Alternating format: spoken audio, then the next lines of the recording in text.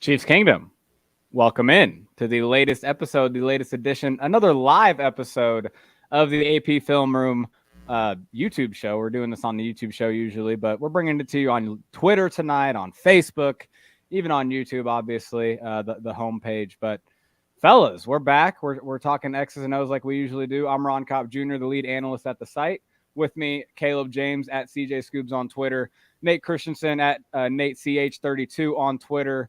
Make sure you give them a follow if you haven't already. But fellas, we're on the eve of 2 weeks away from the draft, and it's coming down here. And last week we were talking defensive tackle prospects. I think definitely a position I think a lot of people are interested in if you're a Chiefs fan. But I think we're taking it up a notch with the interest here with the edge rushing position tonight. We're going to be talking about some intriguing edge rushers that could be in Kansas City by the end of this month. So we're gonna get into it, man. I'm pumped up, but let's just go around the room first. Nate, you know, I know you kind of said last week you're over it. Are you feeling even deeper into that feeling right now? Yeah, this is probably my least favorite time because I'm kind of done with guys who will go around top 100. So you're watching day three guys, and honestly, kind of all day three guys are the same for me. I'm just kind of ready for the draft to be here. This next week will be kind of when the rumors start, so that's kind of fun. But this week probably the worst week of draft season because there's just not a lot going on, and I just can't wait for it to come, I guess. Well, hey, the nothing going on makes the best for guys like me cramming certain positions that I haven't watched yet. Caleb, we're gonna keep that low key. But Caleb, how are you doing tonight, my friend? How are you feeling about? Man, we're 2 weeks away from being down there. I mean, all three of us will be down there, but a couple of us will have a little credential with us. That's kind of exciting. How are you feeling about it, Caleb?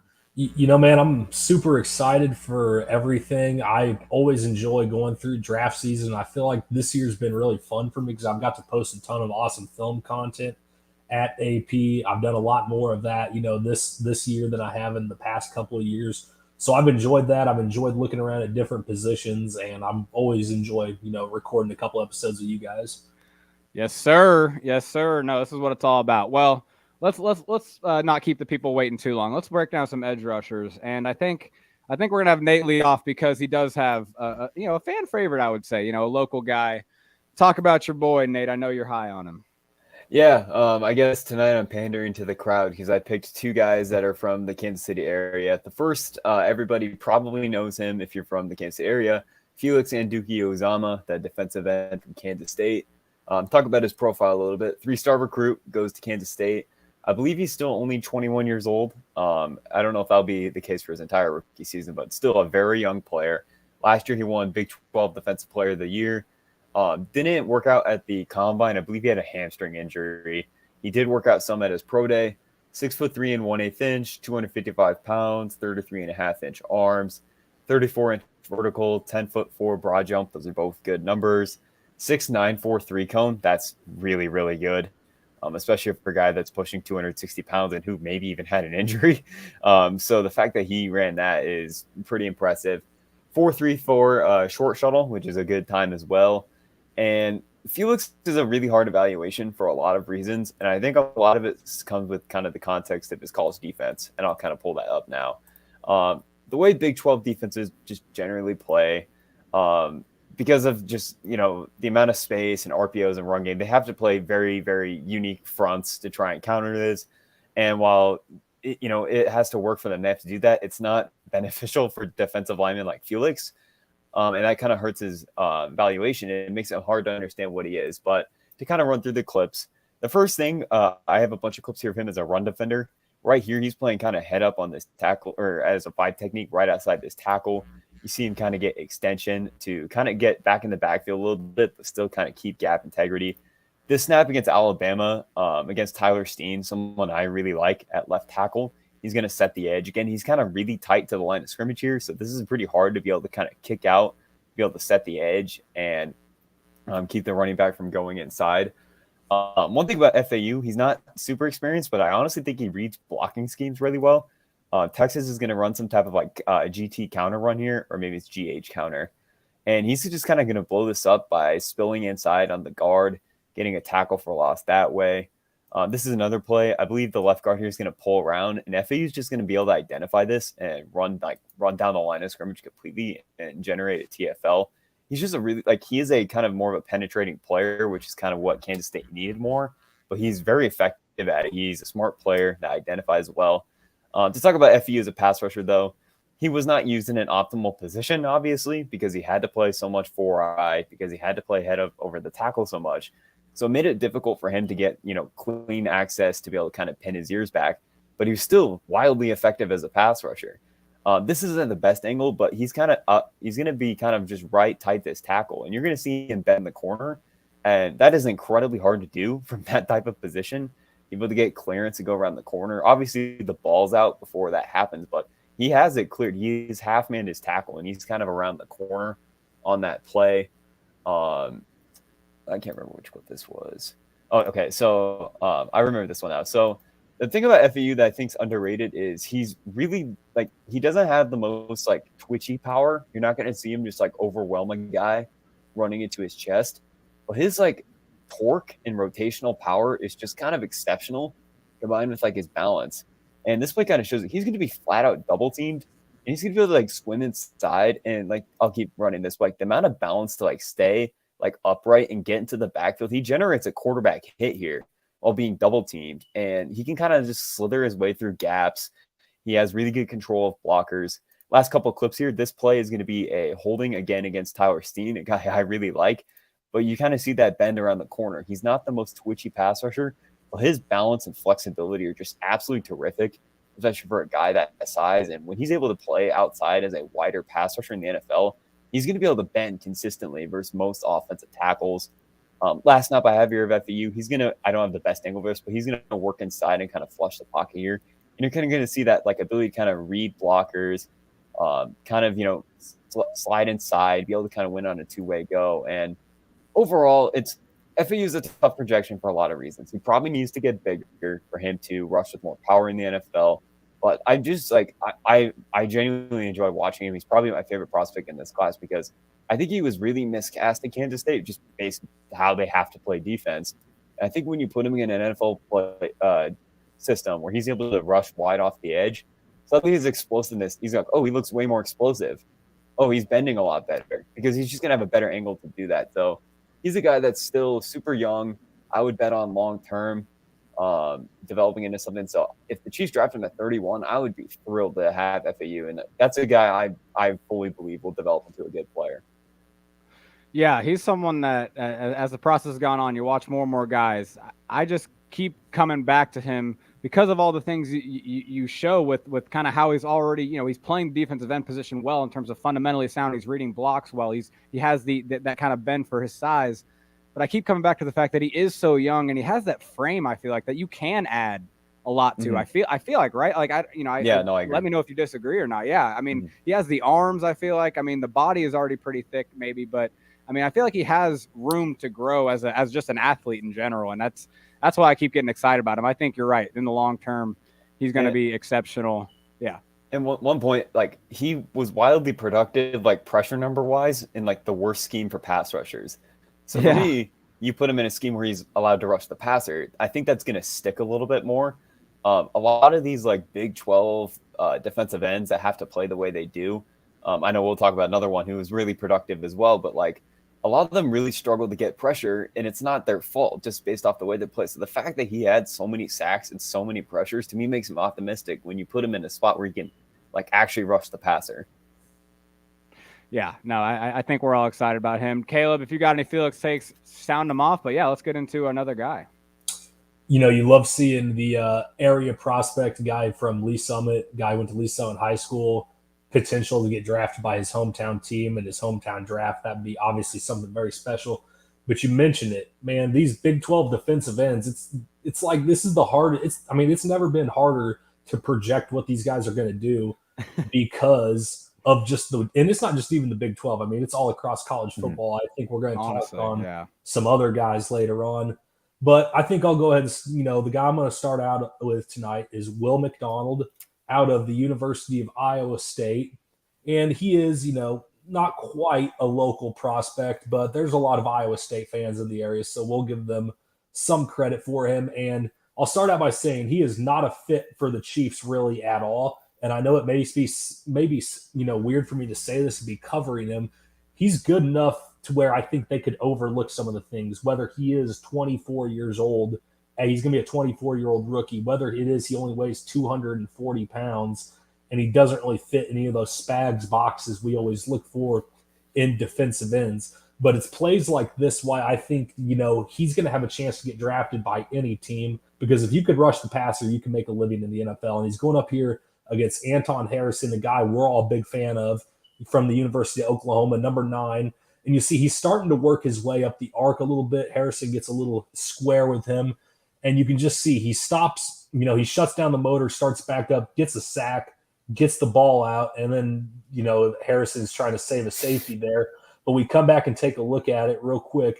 He's got explosion off the line of scrimmage. You see those first couple of steps, it's boom. That left step, the left foot, it's not like going crazy. It's just straight up and down in the field. He's firing out of his stance. He comes through, and Harrison's at the point now where he's about to start trying to grab the hip. He's going to start trying to work him back up the field. This is a good job not to let himself get washed around the arc. He just shuts it down, and then you see the big-time acceleration. Good players get to the quarterback. Great players get to the football. He makes a great play here. Could have been a touchdown or a safety. One of his teammates had stepped up and made a play.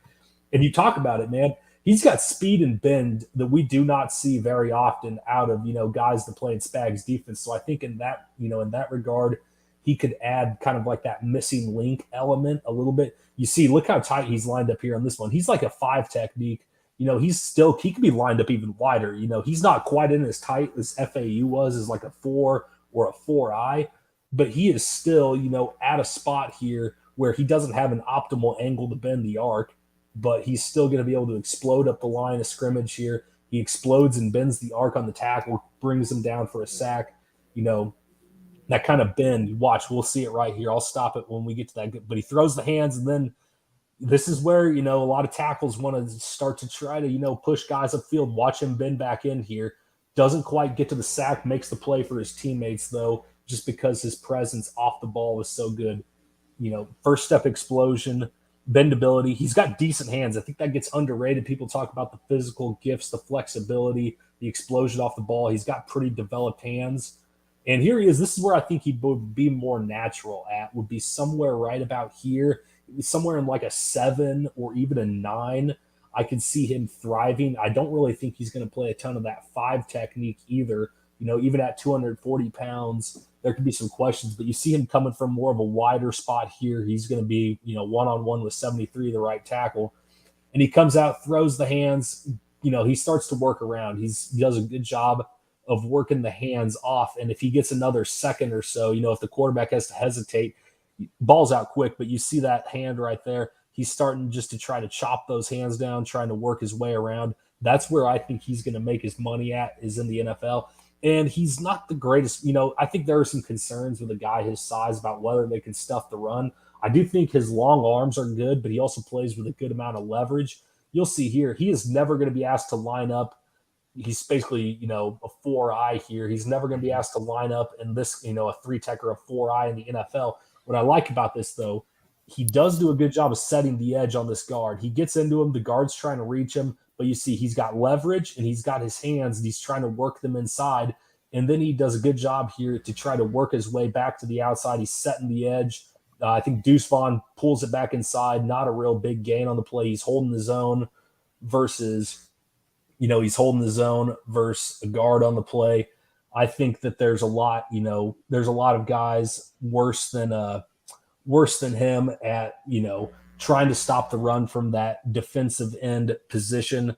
I think it's just going to come down to whether or not teams are going to be willing, and specifically the Chiefs, are they going to be willing to say, well, we like drafting guys that are a little younger, he's a little older, and are we comfortable with putting a guy that only weighs maybe 240 to maybe he can get up to 250 in the NFL on our defensive line play after play when we usually play these bigger bodied guys?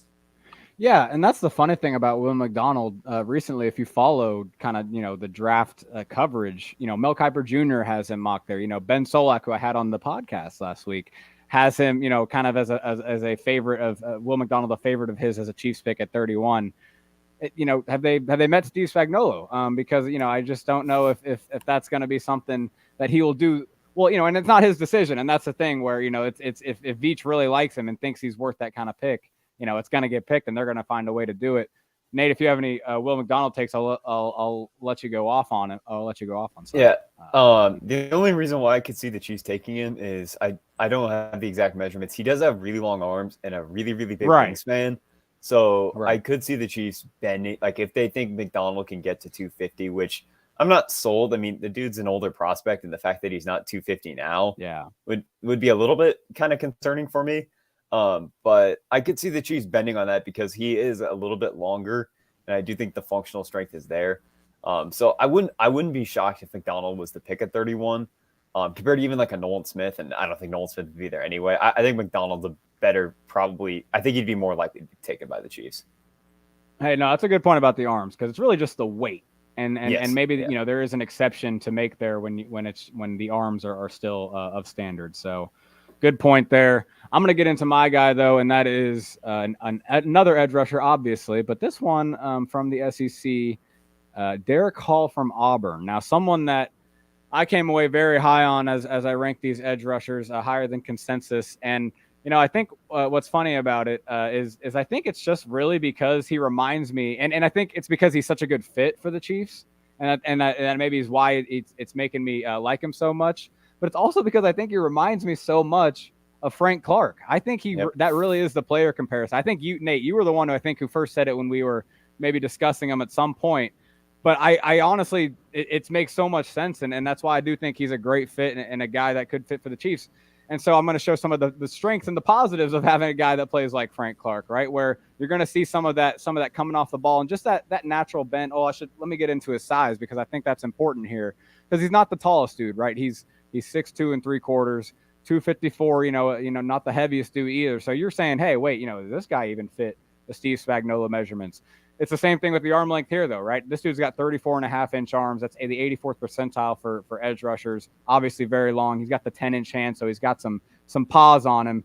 And he's athletic, obviously. He's got the 4.55 40-yard dash, the 10-yard split of a 1.59, so he's under 1.6 on that. Broad jump 127 inches. You're talking about 93rd percentile. So you're talking about a guy that has the arm length, that's explosive, and so what he can do with that is the thing is he's going to set up speed by coming around the edge, and then he's going to just want to power you, and you'll see it kind of in these snaps coming up. But that's really his main move, right? And that's where he's going to have to improve as a pass rusher at the next level. Adding to his arsenal because he really does just want to threaten up the arc, try to get you off balance, and then quickly and it's a good move, right? Quickly coming through, get to the inside. He's going to get penetration, but it's not something obviously you can rely on in the NFL. But it's something that Frank Clark, also did, obviously, a good job at to an extent. But he does have the ability. The other reason why he's a good fit, and something Clark obviously does too, is he just can corner the pocket really well, man. He just knows how to kind of get to that kind of pocket in the offensive line's hip. And just kind of get, kind of win enough, right, to close the pocket, to make the quarterback feel uncomfortable, even when he's not actually getting a pressure, because you're not going to get a pressure every single time. And that's something that, will drive us crazy about a guy like Frank Clark, right, when he's not having a good game, is that it looks like, he's trying hard and he's just kind of, he's just tightening the pocket. It's not really going anywhere. Well, Steve Spagnuolo, that's what he kind of values at times as an edge rusher, is just being able to, again, close the pocket. And again, you're just going to see how he can kind of, get himself with that good leverage at being 6'2". He's not super tall, even though he looks tall to me on tape, which I think it's just his long arms that really do that for you. But he's just able to kind of get around, and if he is, if he is not winning, he's obviously just getting some pressure. But again, he does have the reps where he's just getting all the way around. He's batting that pass out. This is a second move here where he rips through. I just think he's a very limited pass rusher right now in terms of his arsenal, but he does have kind of the talent in terms of the athletic skills to kind of develop on that, and kind of be in that Frank Clark role where you're talking about a lighter edge rusher that can kind of step up and maybe defend the run better than you think for his size, and that's what I'll get into here. Caleb was talking about it earlier, but these college defenses, they really do play these guys in weird positions at times. Derek Hall, it does make sense for him to be that overhang linebacker at 3-4. I'm excited to see what he'd look like maybe in a true 4-3 kind of that system where he can just put his hand in the dirt and play with his good leverage, because I do think he works in the run game well. He's just kind of raw. He's not gonna blow stuff up, but he is gonna be fundamentally sound. And he's got the athleticism, right? He's got the athleticism to run off the edge, to chase down quarterbacks. I'll show that as one of my last clips, being able to kind of keep up with athletic quarterbacks.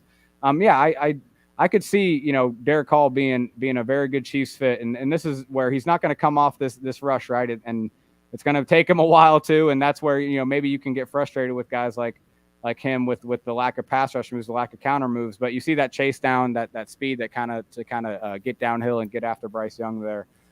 I do think he has that frame of a Chiefs defensive end, not the tallest guy, obviously, but he is a thicker guy, about 254, as I said, the long arms. I think he's a really good fit. At one time, I was very fine with that being a pick at 31. It doesn't seem like he's going to be a guy that needs to be considered at 31. It seems like he's going to be closer to a 63 pick if you look at the consensus.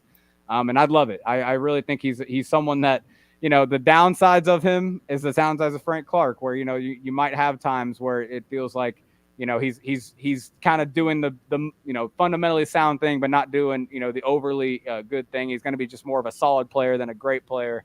But again, if you're talking about 63, then I think that's a really good player to get. Someone that maybe in a couple years really comes into his own, maybe adds a few pass rush moves, and does maybe develop further than if you develop into Frank Clark, I think you're living life good. I think that's a win. So I'll hand it back to you, Nate, because you got a second guy to go into. But if you got any Derek Hall takes, shoot it. Yeah, no, big Derek Hall fan. Would love the pick for him in the Chiefs. I think he's like the perfect complement to George Karlaftis. But they get my guy, the other Kansas State guy, or Kansas City guy, I should say, Adetomiwa Adebawore. Hopefully I said that right. Nice. Wow. That sounded good. Clean. 3-star recruit coming out, KC area high school. Only 2 Power 5 offers coming out originally. 4 years at Northwestern, though. In 2022, he had his career high in sacks with 5, tackles for loss with 9, 38 tackles total. He was 3rd in the Big Ten in run stops with 22, 8th in QB hits with 22 as well, and 16th in pressures with 31. The thing about Adebawore is, if you've heard about him, it's probably because of his combine performance. He came in at 6'1" and 5/8, so rather small, but 282 pounds, 33 and 7/8 inch arms. So he has very long arms, but it's the 4.4940, which is in the 97th percentile for all defensive ends. 1.61 10-yard split, 73rd percentile, 37.5 inch vertical, 88th percentile, 10'5" broad at the 90th. Did agility at his pro day, 7.13 3-cone. That's just ridiculously good for a 282-pound guy. 4.26 short shuttle, which is that would be great for like a 255-pound defensive end. So Adebawore just had a ridiculous offseason in terms of his testing, and he's probably one of the hardest players for me to really get a grasp on to some extent, because in college, and I pulled this from the PFF draft guide, he had 53% of his snaps at defensive end and 47% at defensive tackle. So he was truly a split defensive end and defensive tackle for Northwestern. The clips I'm going to show today are mainly just him at defensive end. If you want some defensive tackle clips, I have it clipped on my Twitter, so go ahead and watch that. But today is just defensive tackle clips. And the first thing about Adebawore, and the thing that he will immediately be good at in the NFL, is he can be a day one positive run defender. He is a truly great run defender in college. He produced as a run stuffer. This first play is going to get to Ohio State. He's just going to stack this tight end, completely blow him off the line of scrimmage. swim back outside, and he should have gotten a TFL here, just kind of short arms that tackle a little bit. This play against Nebraska, not the best angle, but you're going to just see him use his length. He's just going to flat out two-hand punch, extending on this tight end while setting the edge. And tight end just can't move him. Adebawore just has him completely stunned right there. Tracks the ball well, gets off of it, disengages, gets the TFL off of it. Adebawore gets a ton of TFLs. That's like a big thing with him. Like, he just gets in the backfield consistently. He's going to just go inside on this run play here on this tight end and get another tackle for loss. He's just incredibly disruptive at the line of scrimmage. One thing about Adebawore is if he's going to be a defensive end in the NFL, you're going to want to use him a lot on stunts as a pass rusher. So he's going to be looping inside here. Not the best angle. It's the broadcast angle. I apologize. But he's going to be able to kind of get this swim to kind of collapse the pocket. He was very effective on stunts for Northwestern, kind of regardless. And I honestly don't have a lot of clips of him rushing the passer defensive end because that's not really what Northwestern would have him do. But his kind of utility in Kansas City would be potentially as a big defensive end on first down, playing 5 techniques, setting the edge. And then anytime the Chiefs can kick him inside, they would need to do that because he can be much more effective there. That was particularly a thing versus Ohio State where he's kind of consistently in the backfield. And that's what these two last clips are going to be. This play, he's going to be able to kind of get a rip through and just go upfield. He can win with quickness or speed. He's not the bendiest guy for edge, but for a defensive tackle, he does have a fair amount of flexibility. So he can kind of collapse the pocket with speed. And then the last clip here, he can mix it in with power because most guards don't have 34-inch arms and don't have the power in the hands that Adebawore has. Even though Adebawore is only 280, he's really powerful for a defensive tackle when he's rushing the passer. So he's going to work this inside shoulder on the bull rush, and he's just going to move this completely back in the pocket. Stroud's able to kind of escape.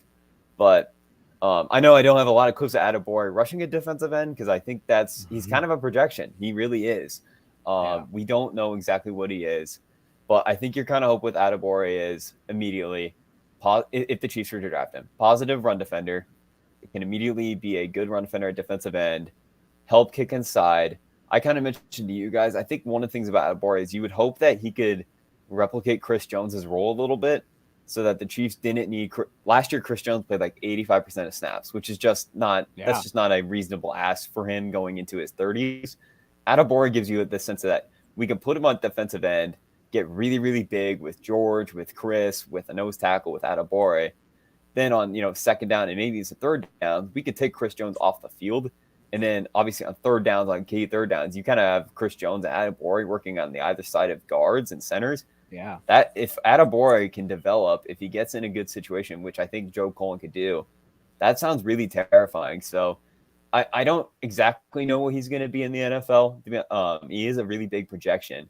But with the athletic testing, with the kind of profile he has, I get it. I've come around on him. I could see the Chiefs drafting him at 31. And I think there is a role for him in the NFL that's more defined than I kind of thought like a month ago when I was like, I have no idea what this guy's in the NFL. I do think there's a role for him in the Chiefs defense. So I would be a fan of drafting him. I've talked myself into him. Yeah, no, he's someone that it's just because we have Chris Jones where I feel like it makes it so challenging, like thinking about him as a Chief, because if let's just say Chris Jones just didn't exist. Yeah, you're talking about him as your 3 tech, and you're right. You're loving that. I mean, honestly, I think he'd be a great 3 tech. I mean, especially just how he does against the run, like you kind of showed some of those reps. Obviously, I just think if you're going to take him first round, he just has to contribute, as with Chris Jones also in the picture. So, yeah, that's an interesting one, Caleb. You got any takes on Adebawore? And if not, just go ahead and get to your guy. Yeah, so if the Chiefs were to go a route of taking him, I think at the very least he's like a Mike Dana or Tershawn Wharton plus in what he'd be able to do. He can go play inside some downs, he can play outside. Important thing to remember though, Spags loves the versatility. He likes guys that can play all over the line, helps him with his game plan. And like you guys mentioned, you got to consider Joe Cullen's going to be out here working with these guys. You saw what he can do with one season with working with some of the guys on the Chiefs currently. So I think that should always be taken into consideration. But my second guy I'm going to go ahead and share tonight is another kind of local area college guy, Isaiah McGuire, out of the University of Missouri. And if you're looking for a true fit, a guy that you can fits all the boxes for what Steve Spagnuolo wants in a defensive end, this is it. He's got, 33 and 7/8 inch arms. He's 6'4". He weighs 200, close to 270 pounds. He'll probably play like 275. And, he overwhelms guys with his size and power a lot of the time. He's a definite pocket crusher. Just for fun, I was looking at a couple of things and I saw some people comparing him to like a Justin Tuck type, maybe. So I found that a little bit interesting considering, Spags coached Tuck at one point also. But just taking a look, this play right here, he basically just overwhelms the left tackle, sheer size, sheer power, a little bit of a rip move in there. But you can see the long arms. You see him number 9 there lined up on the right side of your screen. He has a pretty good get off for being a bigger defensive end also. He gets off. Thing I like, he's got really good hands, develop pass rush moves. There's guys that are flying up the boards. I think we've talked about like Zach Harrison gets a lot of hype because they're like, oh, he's so giant. He does not, a guy like that doesn't have as developed an arsenal of moves like McGuire does. And really here, he gets inside, he wins that hand fight up top, and now he's getting ready to rip through with the left hand, kind of bends the edge a little bit there, gets to the quarterback, brings him down. Size and power, like I mentioned. Here he is lining up against Kansas State, a little bit wider alignment here, and he's going to come in on the snap, and we're going to have a hand swipe. A lot of these tackles in college, they want it. He's a bigger guy, so they're thinking, well, let me just try to get on him quick. Let me kind of take a flat angle like this tackle does here, and that fits a lot of these college offenses a little bit better as well. But he's trying to, the tackle's trying to get out here quick on him. So he fires both his hands early, and it's a double hand swipe right there. Great sense of timing. Great job to hit him on the wrist and to really in the elbow and to really get him through. And now the quarterback doesn't see him starting to come through. And when he turns around, he's going to try to get the dump off, but McGuire's there just showing a great effort to dive out there and try to make some sort of an impact on the play. And really, the quarterback can't get all the way around to complete the check down pass. Another pretty good pass rush right there by McGuire. Will come out against Tennessee here. There he is on the outside. I was trying to let everyone know where he was. But you see, he just works through the tackle, gets a nice swim move towards the end of the play here. I'll take it back. We'll go a little frame by frame. He just takes it back. He's going to come through, snap the ball. Look at him. He's out-leveraged the tackle, and he's got long arms. That's an advantage for him. He's bigger, stronger, and playing with better leverage. He's at the same level of depth in the pocket right now that the quarterback is. He's thinking, I got to get off, swim move. You guys caught that real quick. It's not like a real elongated swim move, but he just knows how to get off of blocks. He does a great job of disengaging, brings it over, gets him down. And it could be a coverage sack there, but I'll get into that here in just a second. Just some clips of him stuff in the run though. He does a good job of playing the run. He actually is pretty athletic. He had like a 1.59 split in open field for his 40-yard dash, really quick. And here he's getting a wild look. Georgia's running some zone read action. They got Darnell Washington just being a big distraction in front of him right now. He does a real good job of playing in, and he just makes a nice play on the ball. He didn't fall for the bait. He's got the size. He's got the power. I don't really worry about him in the run game. I think that's where he'll come in, and if he can do anything in the NFL, it's going to be I'm a day one run stopper and edge-setting defensive end. Now, some people are like, where's he going to go? I think he's a 3rd or 4th round guy. I think that he can't really be the main entree as a pass rusher for the Chiefs, but he could be a great role player. And the thing to consider with this pass rush class is this class of guys we think they're going to bring in to rush the passer, they're coming in after a year in which the Chiefs could have drafted pass rushers, but they drafted defensive backs this year. So I think guys that show like they can get to the pocket eventually, guys maybe like Derek Hall, McGuire, all these guys that show a great effort throughout the course of the play, kind of like how Frank Clark does sometimes. They are guys who get covered sacks. I think the Chiefs are going to value that a little bit more because I think they're kind of went with the approach, we need to build our secondary first. So I can see him being like a real solid early day 3 pickup for the Chiefs. And, obviously with those size and intangibles, he could be someone that develops into quite the solid player in the NFL. Yeah, I agree with all that. Honestly, I was just thinking through kind of, when you said like where is he going to go, kind of thinking through past maybe players similar to him.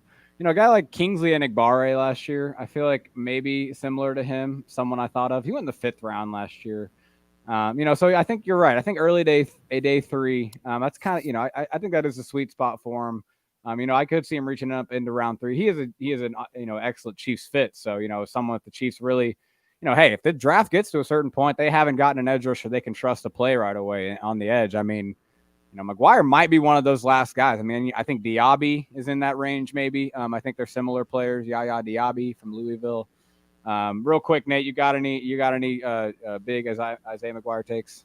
Yeah. Well, he played in a 4-3 in college, or largely in a 4-3, so that's easy translation. And he, you know what, like McGuire might not have a ton of bend, but he gave Broderick Jones everything he could handle. And I honestly thought he was better than Broderick Jones in that matchup. So the more I watched McGuire, the more I've kind of come around on him. And yeah, I would be perfectly cool with him in like that round 4 range. Yeah, I think the Chiefs are someone that could maybe value him even more than other teams, and yeah, I think that's why we're bringing him up, because he's a Chiefs fit and someone they could target, someone that they've talked to, but maybe is not a Chiefs fit, and I say maybe to be kind of nice here.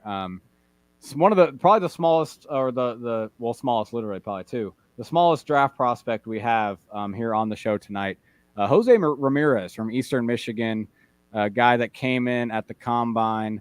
At 6 feet 2 inches tall and 242 pounds. The arms, they almost get to 33 inches, but they are 32, 3 1/4, so they are pretty short, and has very small hands. He's actually in the 2nd percentile for edge rushing prospects for hand size. So very small hands. So I'm prefacing this by saying he's not a good fit. A guy that, they met virtually with, according to the Draft Network's Justin Mello. But the thing with Jose Ramirez is I'm going to be a huge fan of his, and someone that I really want to see in the NFL, see how he does, see how he gets, as that rush end, as that 3-4 outside linebacker, just being able to tee off on opposing quarterbacks. I think he's a much better pass rusher than the guy I'm about to compare him to from last year that the Chiefs brought in and didn't pick up and had a good rookie year, was James Houston IV, who was an HBCU prospect the Chiefs brought in before the draft, and the Lions ended up picking him up. But let me bring it back, because Jose Ramirez is a guy that's going to fly off the ball. He's 6'2", 240. I mentioned, I didn't even mention the athletic testing. I probably should, because it was very good. He had a 34.5-inch vertical, a 3-cone that was the best among the edge rushing prospects at the combine, with a 6'9", 5'3" cone. He is athletic, and he gets around the corner, man. You're going to see it here, the hand fighting off this rep. I really like, grabbing those wrists and working, and then look at him easily work past the pass protection back too. It's the back obviously didn't do a great job here at all, but just the fact that he just easily swipes him away, doesn't even think about it after he's already having to forklift and get rid of the offensive tackle. This guy is, and here's a great move here where he's going to obviously set up the inside move. The tackles, or he's waiting for it, right? It's probably one of his go-to moves, that inside move you're going to see. Well, then he goes back out the outside. I should probably bring it back as I'm saying it. But yeah, so he's setting up the inside, and then he's going to go right back outside. And so it's just, he's a very cognizant pass rusher, right? He has a plan, and he sets it all up with speed. You're going to see here, he's going to threaten up again with speed, but he's got the inside spin, and look at that, cause the pressure. I mean, he has this all in his game, man. And here he's just going to fly off the ball, beat the offensive tackle off the snap, and the quarterback has no chance. He led the league in sacks last year in FBS, or I should say led the country in sacks. And it's just because, again, you're just going to see he has just everything in his bag. The inside moves, the bull rush. He can get low, get that leverage, get that kind of that built up momentum from the speed to power. And drive that offensive tackle into the quarterback's lap. Now we're talking about MAC offensive tackles, and I understand that, and that's where it's going to be a thing where we're going to need to see it against better competition. But hey, that's no fun, right? You see that bull rush right there? We got to get excited about that, right? You see, well, it's not even a bull rush, honestly. He's just long arming him and sticking him to the ground. So this guy is someone that's going to get after the quarterback, a pass rush specialist. If the Chiefs were to bring him in, he's definitely a pass down guy right away. I think he could make it, early day 3, kind of similar in that Isaiah McGuire range, just because of his pass rush ability. But he could go a lot later too, because of his size, his small school ability, or just from being from a small school. But I don't know, man. The way he gets off the ball, the juice he has. If you like a guy like Nolan Smith, BJ Ojulari, some of these smaller rushers at the top of the class, if you miss out on any of them, I don't know, man. Go grab this guy. I think he could be a guy that's a sneaky gem in this class. And again, the Chiefs have met with him. Come on, just bring him home this time. Don't let James Houston the fourth, slip out of your hands again. So yeah, I'm excited about him. Any final thoughts on this edge rushing class as we finish up, fellas? Nate, I'll let you go. When I watched Jose Ramirez the other day, I thought of like the Talladega Nights Ricky Bobby quote where he's like, I don't know what to do with my hands, because that's Jose Ramirez. Like right now, he doesn't really know like where to like put his hands, but he certainly is a really intriguing prospect. He has the explosiveness, he has bend. He's fun to watch. I'll say that much. I mean, he's just all over the field all the time. So he would be kind of a fun prospect to have. About the edge class as a whole, it's a fun edge class. It's full of different archetypes of players. You can kind of find, if you want a big defensive end, you can find those. If you want kind of, I guess, like an in-between defensive end who can kind of just like rush in different angles, like all three levels. If you want tweener bendy guys, you got those. So it really is a fun edge class. I've watched a ton of them, and I really enjoyed it. I think the Chiefs are going to be able to find one, maybe two bodies at the edge that can really help them going into next year long term. Caleb, any final thoughts on this edge rushing class? Real quick, the Chiefs have started a MAC tackle in all of their Super Bowl wins. So maybe, hey man, yeah, I'm disrespecting the MAC out here. My bad. Maybe Jose Ramirez is going against some better guys than we think. I think this is an awesome edge class. I think the guy with the highest ceiling out of everyone we looked at tonight was probably Derek Hall. I think out of all the guys we looked at tonight, he's got the rare flexibility, leverage, and those long arms. That is a really odd combination for offensive tackles. There's kind of been this body size of guys who's been building in the college ranks for a while. They kind of got like that wrestler build. I think with a lot of these tackles getting bigger and bigger, you're going to see a lot of guys struggle to block his kind of frame in the NFL, starting to move forward here as we progress into the next, iteration of defensive ends. Yeah, I would have said Felix on that. So that's interesting. Nate, what would you say on that? Let's just finish on that. Who has the highest ceiling among all these guys? I'd probably say Felix, just a little bit bigger, a little bit longer, but I could see the argument for Hall. I mean, they're in the same tier for me, so it's not like they're not that far off for me. So yeah, either of those guys, Will McDonald, Adebawore, those would all be fun options kind of at 31. I think they have a lot of projectability to go to. It's going to be a fun edge rushing class. Going to be a lot of fun names. Hopefully one of them ends up in Kansas City. One of the fun names, right? We don't want one of the boring names that we didn't talk about tonight. But appreciate everyone watching. Yes, exactly. You read my mind. Appreciate everyone watching. Appreciate everyone listening. Make sure you keep tuning into the site. We're going to have draft coverage all the way through the draft and after. We're going to have to recap and review the guys that the Chiefs do pick. We'll be probably doing that right here on the show. So appreciate everyone watching. Appreciate everyone joining, and we will catch you